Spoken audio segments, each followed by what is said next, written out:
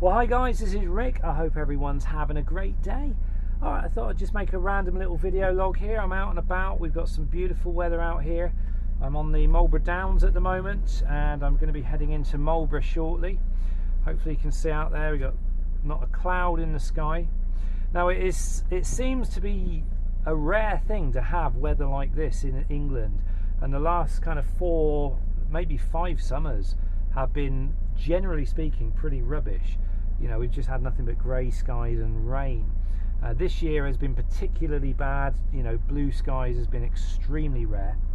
And I've kind of established, I probably said this in other video logs, but I've kind of established I am most definitely solar powered, because when the sun shines and we've got blue sky and stuff like this, I am so motivated to just kind of get out there and just do stuff.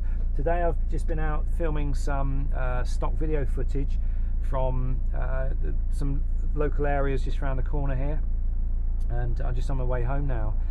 But I'm going to take a little drive through the town of Marlborough, which is a rather nice little town, and you guys are welcome to have a look at it.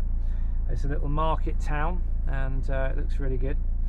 But yeah, I'm always moaning about the weather. I know it's a British pastime, but let me just pull onto the road here.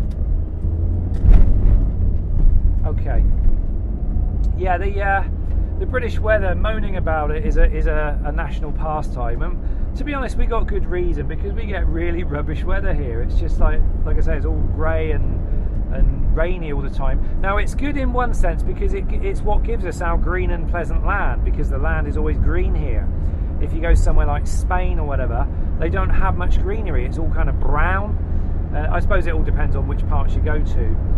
But this last sort of year, especially this year, we've had such a rubbish summer. I've actually been thinking in terms of clearing off and going to another country. You know, staying within Europe. I probably wouldn't move to America or somewhere like that, but I think Europe has great appeal to me at the moment. But I'm not actually in a position to be able to do that just yet, but I've definitely got it in the pipeline for later on, perhaps. I don't know. If we have a few nice summers, I might not feel that way, because there's no better place on the planet to be than England on a beautiful day like today.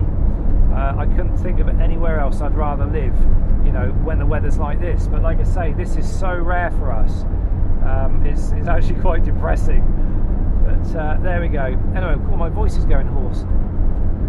But yeah, so because the weather is nice, the sun is shining, I felt motivated to kind of get out there and just do something. Like I say, I've kind of convinced myself, or I'm pretty certain that I'm solar powered. And when the sun isn't shining, then I just don't want to know. I just kind of end up cooped up indoors all the time. But that's why it's so important when we do get sunshine and nice weather to kind of get out there and just do stuff. And it's so nice and so, you know, inspiring to be able to do that sort of thing. At the moment, I'm knuckling down into some kind of fairly creative stuff. I've got a bit of a creative streak going on at the moment, and I seem to be channeling that energy into music. So I'm not making too many videos at the moment. Now, one of the things I've just bought is I've just got myself a new keyboard, MIDI keyboard interface, and oh my goodness, I am having an absolute nightmare getting this thing to work the way I want it to. And now MIDI, if you're a musician, you'll know about MIDI. MIDI stands for Musical Instrument Digital Interface, and it's been around since the 80s, and it's a very old technology, but it's so well established. Everybody kind of uses it if they, you know, got a little bit of a mixing studio or whatever, and it seems to be like the industry standard for, you know, across the board is MIDI. The problem I've got is in my computer. My graphics card is so big and fat, because it's got a big fan and everything on it. It's actually covered up the other port I've got on the motherboard, where I could put a sound card. So it's all a bit awkward, and I'm having to do MIDI by USB, and it's a bit of a nightmare trying to get my head around it all. Plus the fact there's so much involved with getting the software set up. I thought it would just be a plug and play thing, but unfortunately it's not, and I've been about 2 days trying to get my head around it at the moment, and my brain kind of keeps melting every time I try to do it. But never mind, it's all part of the learning curve, all part of the fun. As I suddenly make little breakthroughs, it's a great feeling, you know, which is really good. So anyway, we're driving through the Marlborough Downs at the moment, and this is Savernake Forest. Savernake Forest always looks so beautiful when the sun shines on it. It's really great. And yeah, we're going to drop down the hill into the little town of Marlborough, and it's 4 o'clock, so it's not quite rush hour yet, so I'll take a little drive through the town, and you can get a taste of what Marlborough looks like.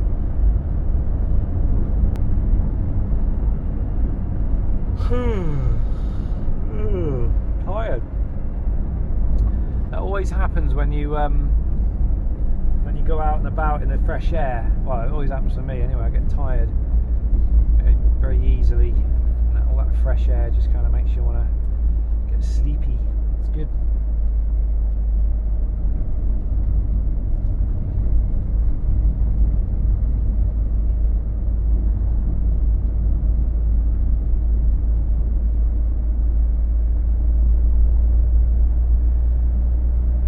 Yeah, one of the things I like about Marlborough is it's all very oldie worldy.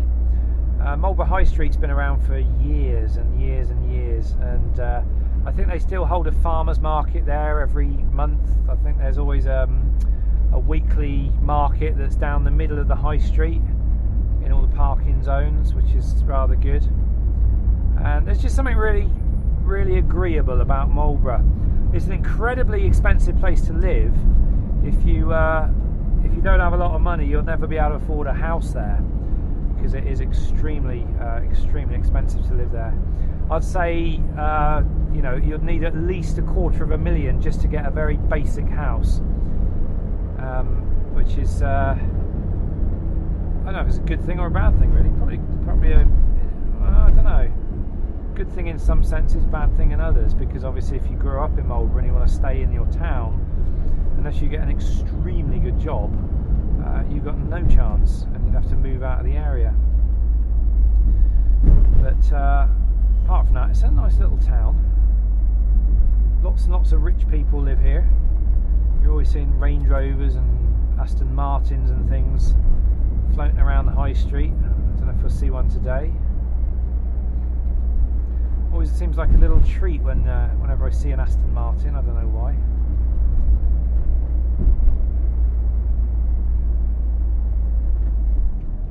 But this is the edge of Marlborough.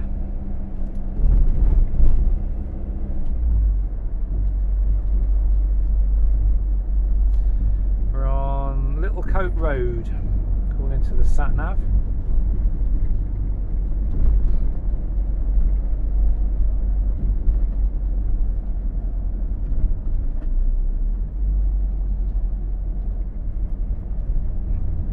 Hopefully you're going to be able to see plenty out of that camera.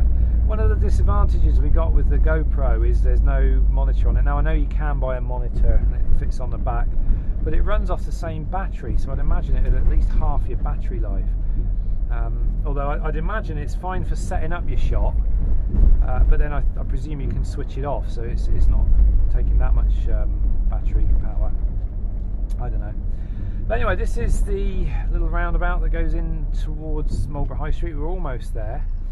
And of course Marlborough is famous mainly for Marlborough College, and that's where all the posh kids go.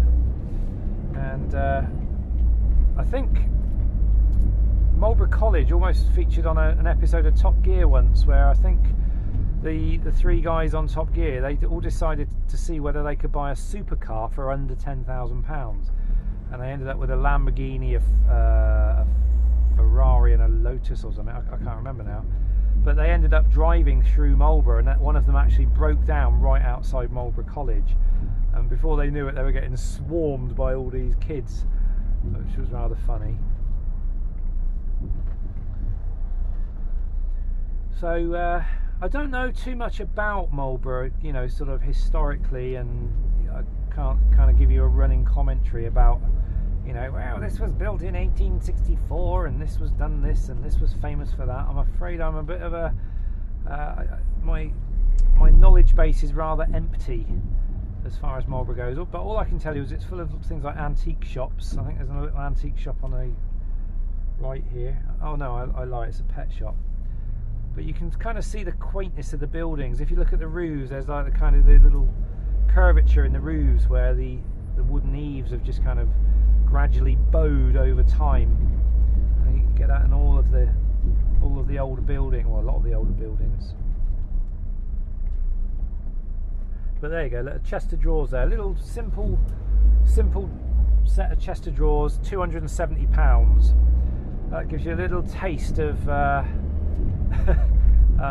what this place is like. If you've got lots of money, then you can come here and buy simple things and pay lots of money for them.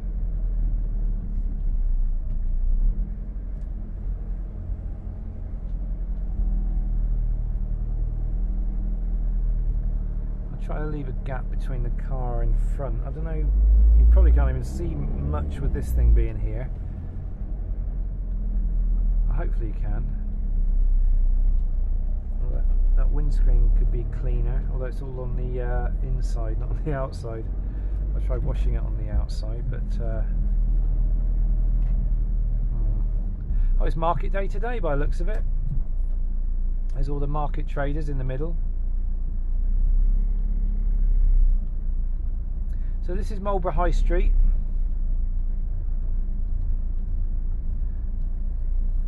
Little boutique shop there. Try and look for some prices. You know, people pay hundreds of pounds for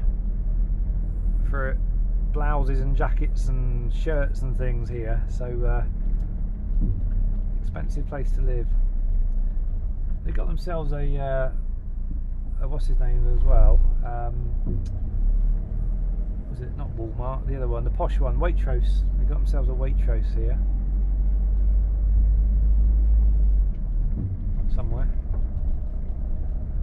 But yeah, there's just something. Yeah, tea rooms, the Poly tea rooms.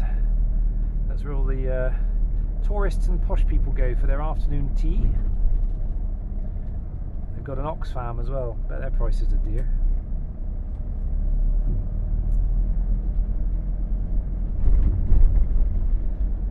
There we go, this is Marlborough High Street. I don't know, there's just something agreeable about Marlborough. I don't know what it is, I can't put my finger on it, I can't quantify it. But they've got a little cafe there with little seating arrangements outside. Big old church at the end of the High Street. I think there's an art gallery in there, well there was last time I walked in there. And then we've got Marlborough College coming up now.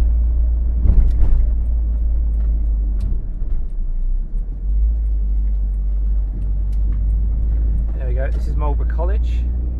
This is where all the posh kids go.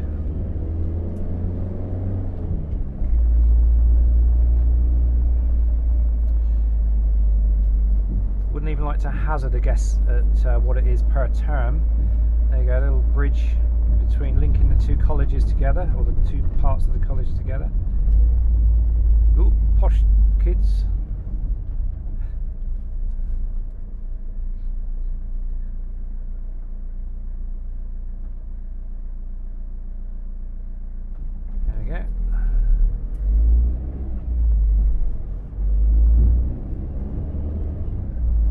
So that's pretty much Marlborough. There's the college. Oh, I can't twist the camera around. There's a strange looking building there. It's got like Roman temple pillars on the front of it. You might have saw it actually. Saw it? You might have seen it actually. Don't know. But yeah, unfortunately on this, the GoPro's mounted on a mount where I can't twist it from side to side. Well, at least not without making a hole in my ceiling. Okay, next stop we've got Avebury Stone Circle. And that's just down the road from Marlborough. So I'll just leave the camera running, and if this is something of interest to you, then you know, you get to see Avebury Stone Circle, which is almost as famous as Stonehenge.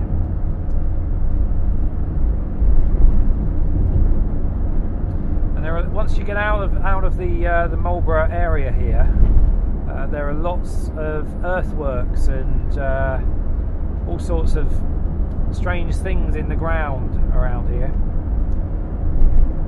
which I'll try to point out if I see any. Of course, you've got Silbury Hill as well, which is this rather odd-looking mound. I've probably shown it to you before on other videos, but we'll take a look again. Hopefully, the sound is okay, and you're not just getting all engine noise and road noise.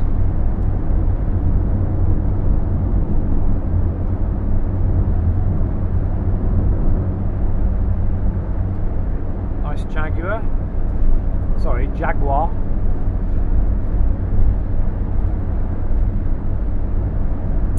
Yeah, regarding that music that I'm trying to make,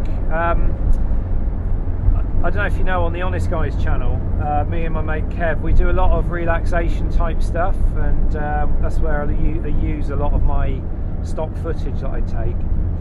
And one of the things I do is like guided meditations, guided relaxations and things like that.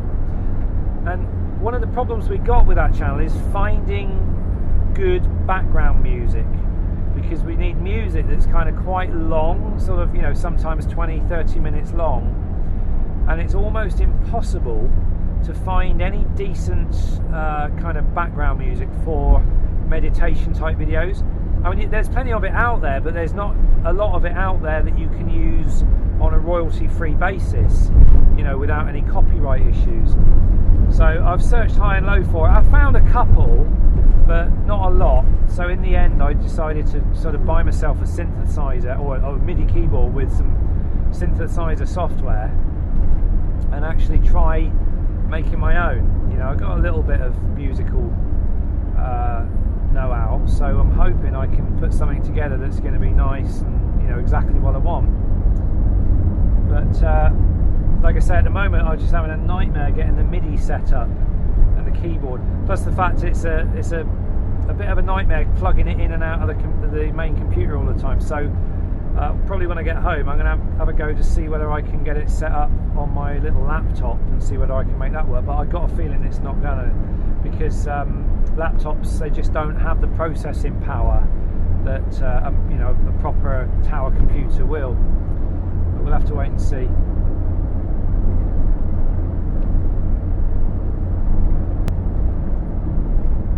Well, that's interesting. This is a little bit further than I thought it was. I know it's definitely along this road. You've got West Kennet Long Barrow as well, which is just along here, which is an ancient burial mound which they've opened up. Now I don't know if you can see on the horizon there are those little peaks on the top of the hill.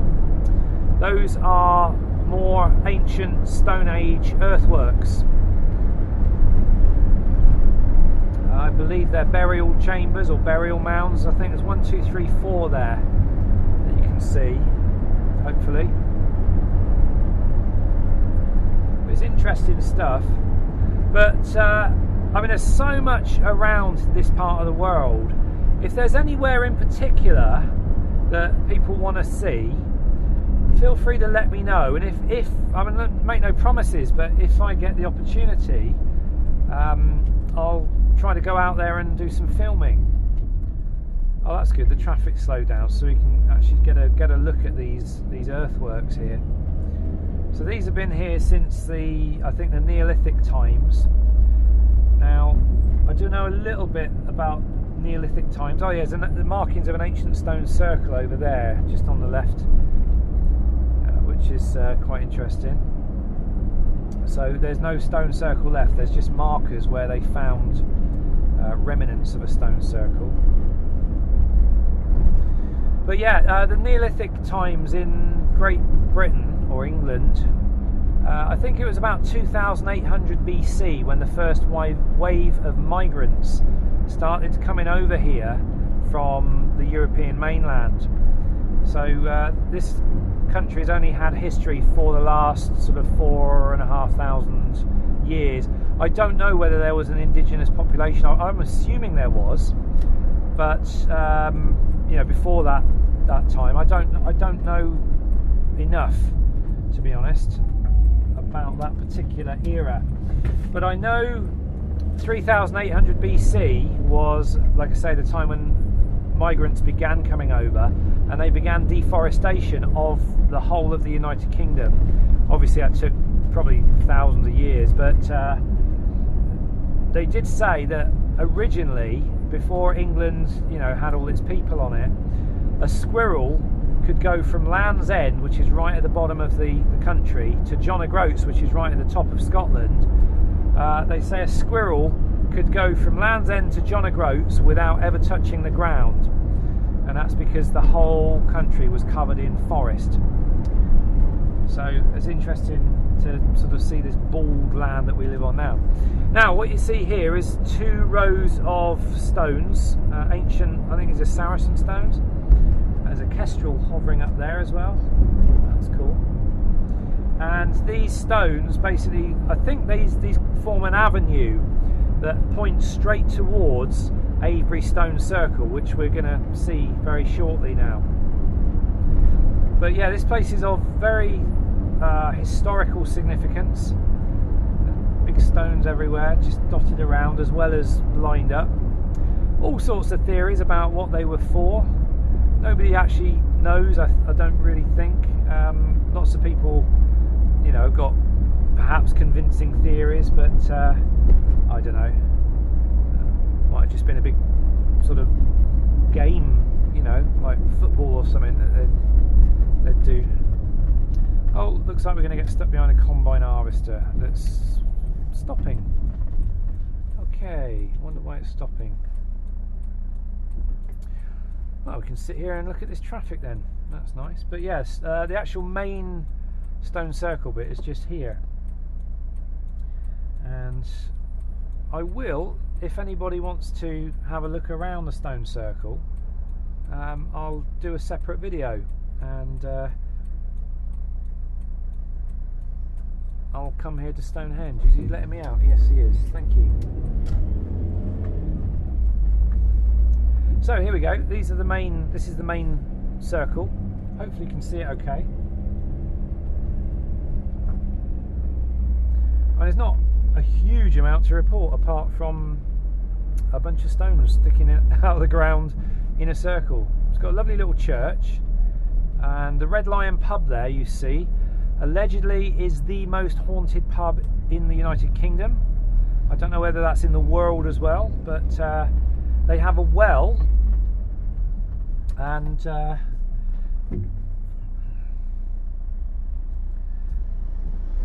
that well, I haven't been in there actually, but I understand they have a well inside the pub. I presume they'll have a piece of glass over it and it'll all be lit up.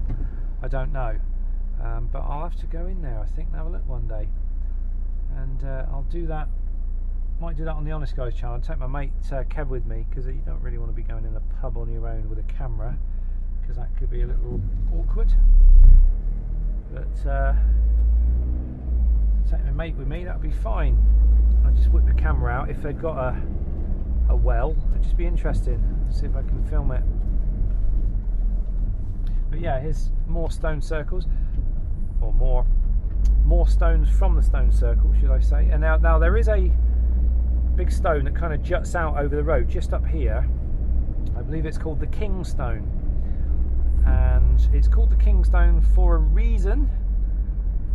That reason escapes me right now, but I don't know whether it's the biggest stone or whether it has some ritualistic significance. I don't know, but there's the King Stone there.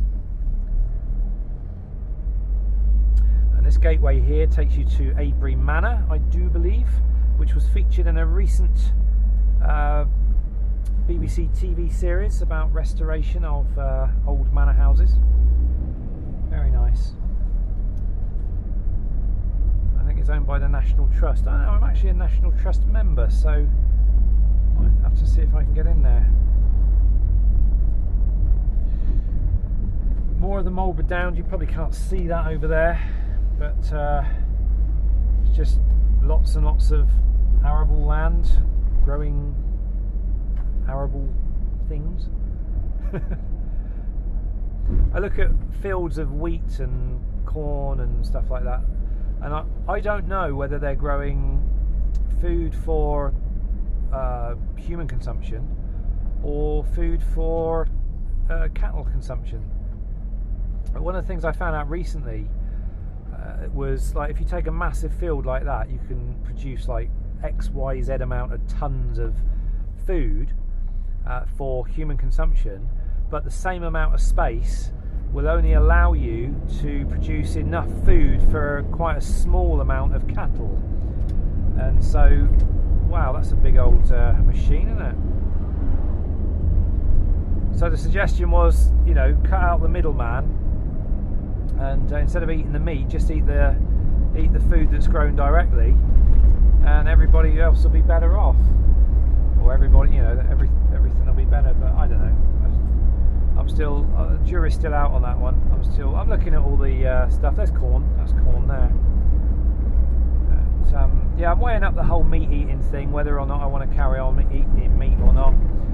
I'm looking at all the evidence at the moment, all the presentations, all the arguments for and against. But I don't think giving meat up will be a massively difficult thing, because I don't eat a lot of it as it is, to be honest.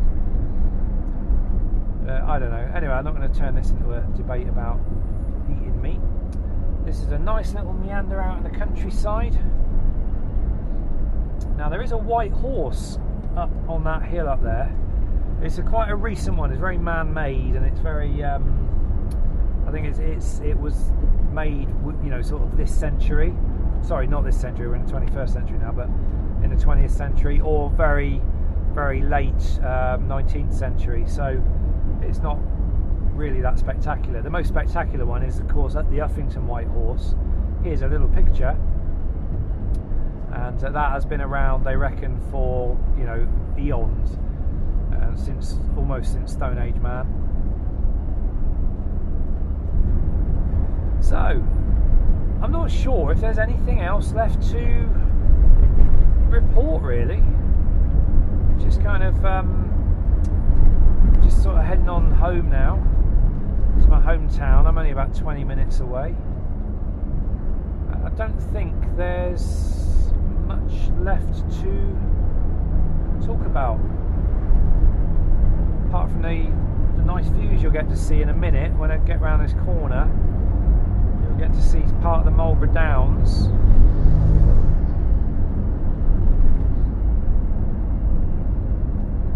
But I know a lot of people like, well, on the Honest Guys Chill Out Zone channel, we put a few of these videos up in the past where we're just, you know, the camera's in the car and we're just nattering away and looking out the window and stuff. There's the Marlborough Downs, or part of it. It's like the edge of the Marlborough Downs, I think. But yeah, we had a lot of feedback saying that people like the long videos where we're just kind of just cruising along, nattering away, not really, you know, any particular subject. And I know a lot of people put it on in the background. There's just a bit of background stuff while they're working or while they're doing something. So I thought I'd put this video up. There's the White Horse. You can probably just see it. Maybe not in that lens. But there's a white spot on the hill up there. That's the White Horse. But it's nothing to get excited about or write home about. But yeah, I thought I'd put this video up just as an experiment, really, I suppose, just to see whether people are interested in this sort of thing. I mean, personally, to me, this is quite boring watching this sort of thing, unless I got something, you know, if I'm going to watch something like this, unless somebody's got something interesting to say, I'll generally not be that interested. But I know other people, like I say, want to put stuff on in the background and just kind of, you know, have it there as a bit of company, I suppose. So in that respect, I'd just be interested in your feedback. Obviously, if you've got this far in the video, whether you'd want to see this sort of thing on the RickVanMan channel, or whether I should just stick to me other stuff.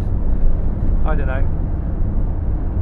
But anyway, at least you got to see a little bit of the Downs.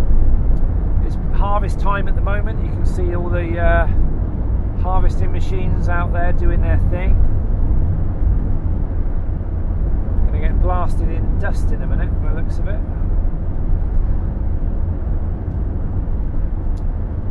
But yeah, so do I keep the video rolling or do I switch it off now? It's probably been about at least half an hour, I'd imagine, or 20 minutes. It will say on my camera, but I'm not going to look round because I don't want to take my eyes off the road. I'll just leave it on. Like I say, you know, if you're interested in seeing this sort of thing, or again, if you're interested in anything in this local area that you want to see, you know, let me know. And like I say, if I get a chance, I'll go see if I can go up to it and film it and have a look round. There's all sorts of places, you know, just Google Marlborough Downs, look at a Google map, and then just kind of zoom out and see what's around.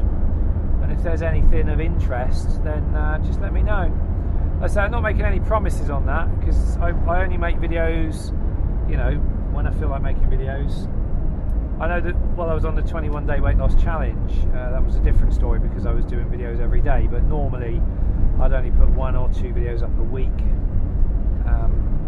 Sometimes less, but obviously if I've got a reason to make content, because one of the things being a long-term YouTuber is you tend to run out of ideas for what interesting videos to make.